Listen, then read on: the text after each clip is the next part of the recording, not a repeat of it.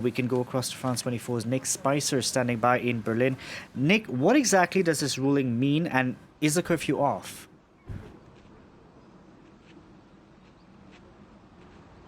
It's a setback for regional and federal efforts to stem what is seen as a swelling second wave of coronavirus infections.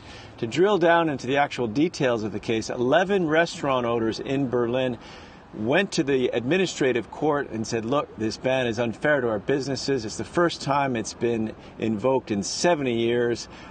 There's no reason for it to be taking place. And the court agreed with them, saying that most of the cases, using the statistics generated by the Robert Koch Institute, which is sort of like the Center for Disease Control here, show that most of the people who get the COVID-19 infection have been working in slaughterhouses, have been in family gatherings, or have been traveling, and that going to a bar or restaurant is not really the cause of their infection.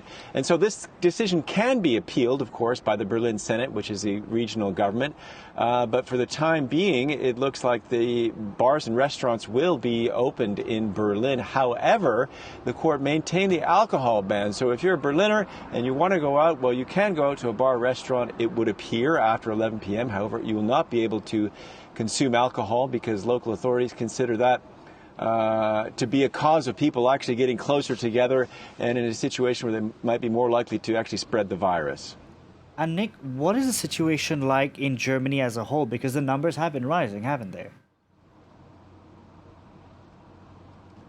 They have been rising. They've been creeping up to 7,000. Usually we've been, under 2,000, and they jumped to 4,000 about a week ago, and that caused a panic of sorts with the federal health minister holding a joint press conference with the top epidemiologist saying, look, we've really got to tighten our seatbelts here. And then Angela Merkel just earlier this week met with all 16 regional premiers for the first time in 7 months to decide on new measures to stop the spread of the coronavirus. They agreed to a certain number of things. The media here felt that they probably weren't, generally speaking, strict enough given what's going on in the rest of Europe. This isn't happening in a vacuum. People are mindful of what's going on elsewhere.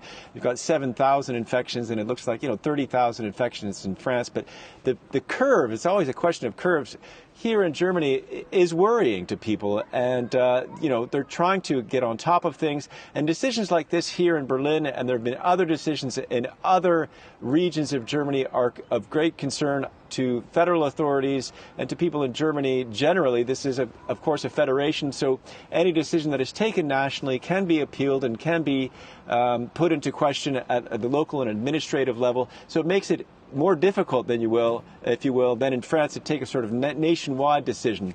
So the Germans are definitely getting more concerned about how easy it is to apply the decisions that are taken nationally at the local level. Nick, thank you very much for that. Nick Spicer reporting there from Berlin.